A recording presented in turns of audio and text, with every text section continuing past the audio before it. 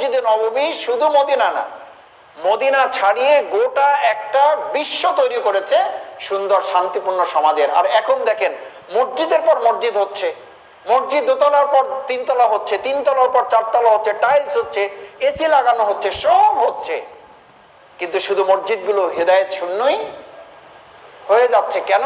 আল্লাহ তাআলা বৈশিষ্ট্য উল্লেখ করেছেন, ইন্নামা ইয়ামুরু মাসাজিদাল্লাহি মান আমানা বিল্লাহ, তারা আল্লাহর প্রতি ঈমান রাখবে, ওয়াল ইয়াউমিল আখির, তারা দুনিয়ামুখী হবে না, তারা পরকালমুখী হবে, ওয়া আকামাস সালাত, এবং তারা শুধু নামাজি হবে না, তারা নামাজ প্রতিষ্ঠা করার মতো একটা সমাজ তারা কায়েম করবে, যেখানে নামাজি লোকদের সমাজ প্রতিষ্ঠিত হবে, যেখানে সমাজের লোকেরা মসজিদের ইমাম এবং সমাজের ইমাম এক হয়ে যাবে। এখন মসজিদের ইমাম এবং সমাজের ইমাম কি এক আছেন? আলাদা আলাদা হয়ে গেছে। মসজিদের ইমাম বাইরের ইমামের সাথে সম্পর্ক নেই, বাইরে যারা নেতৃত্ব দিচ্ছেন তাদের মসজিদের ইমামের সাথে সম্পর্ক নেই, মসজিদের ইমামকে শুধু মসজিদের ইমাম আমরা মনে করি। আবার দুনিয়ার যারা নেতৃত্ব দিচ্ছেন তাদেরকে শুধু দুনিয়ার নেতৃত্ব দানকারী যোগ্যতার অধিকারী মনে করি। আর মসজিদে নববী বলেছিল, মসজিদে নববীর বৈশিষ্ট্যটা ছিল যে মসজিদের ইমাম হবে সে সমাজ এবং রাষ্ট্রেরও ইমাম হবে, আকামাস সালাত, এরকম একটা নামাজি পরিবেশ যখন প্রতিষ্ঠিত হবে সেই সমাজই হবে মসজিদে নববীওয়ালা শান্তিপূর্ণ একটা সোনার মদিনা। ওই মসজিদে নববী সোনার মদিনা করেছিল, আর আমাদের মসজিদ যদি সোনার বাংলা করতে পারে তাহলেই এই মসজিদের হক যথাযথভাবে আদায় হবে। সেটাকে বলা হয়েছে আকামাস সালাত ওয়া আতাজ যাকাত। তোমরা শুধু নামাজি হবে না, তোমাদের অর্থেরও একটা ভাগ এই সমাজের প্রতি আছে। তার মানে আপনি ভালো থাকবেন, ভালো খাবেন, আরামায়েশে থাকবেন, এই সমাজ রাষ্ট্র নিয়ে আপনি চিন্তা করবেন, এটা মসজিদের মুসল্লিদেরকে আল্লাহ তাআলা দায়িত্ব দেন নাই।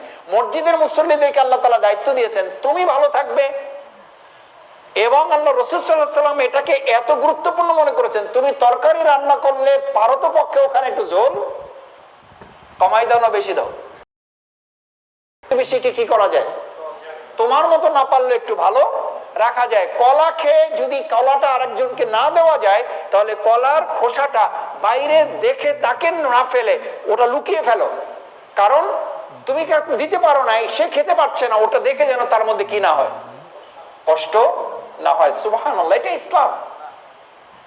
ইসলাম এতটা মানবিক, সেই মানবিক ইসলামকে আজকে আমরা ধারণ করতে পারছি না। আমরা মসজিদকে ধারণ করছি, কিন্তু মসজিদ যে মানবিক কিছু মুসলিম তৈরি করার কথা বলেছিল সেই মুসলিম আমরা তৈরি করতে পারছি না। সেই জন্য মুসল্লিয়ানে কেরাম আল্লাহ তাআলা বলেন যে আকামাস সালাত ওয়া আতাজ যাকাত ওয়া লাম ইয়াখশা ইল্লাল্লাহ। এই মসজিদে আসার পর এখান থেকে বের হওয়ার আগে মুসল্লিকে সিদ্ধান্ত নিতে হবে, আমি মসজিদে আসার পর সিদ্ধান্ত নিলাম, বৈশিষ্ট্য অর্জন করলাম, ওয়া লাম ইয়াখশা ইল্লাল্লাহ। দুনিয়ায় এখন পরস্পর পরস্পরকে খাবারের ভয় দেখাবে, জীবনে নিরাপত্তার ভয় দেখাবে, চলাফেরার ভয় দেখাবে, শান শওকতের ভয় দেখাবে, মর্যাদা ইজ্জত সম্মানের ভয় দেখাবে। আল্লাহ তাআলা বলেন এই মসজিদে যারা আসবে তারা শুধুমাত্র দুনিয়ার এই কোনো কিছুকে ভয় না করে কাকে ভয় করবে? আর যখন শুধুমাত্র আল্লাহকে ভয় করবে গোটা দুনিয়ার সমস্ত কিছু আল্লাহর ওই গোলামকে ভয় করবে। সুবহানাল্লাহ, ওয়ালাম ইয়াখশা ইল্লাল্লাহ, শুধু আল্লাহকে ভয় করা। ফাআসা, এরপর আল্লাহ তাআলা বলেন এখন আমি তোমাদেরকে নিশ্চিত করছি। কে নিশ্চিত করছে? ফাআসা, আমি নিশ্চিত করছি। ফাউলাইকা আইয়াকুনু মিনাল মুহতাদিন। সুবহানাল্লাহ, এইরকম লোকেরাই শুধু মসজিদ থেকে হেদায়েত নিতে পারবে। মসজিদে আসা যাওয়ার মধ্য দিয়ে, শুধু এই নামাজ আদায় করার মধ্য দিয়ে আপনি হেদায়েত পেয়ে যাবেন এটা আশা করা কোরআন আপনাকে সেটা বলছে না। কোরআন আপনাকে বলছে বৈশিষ্ট্য হচ্ছে 5টা। কয়টা?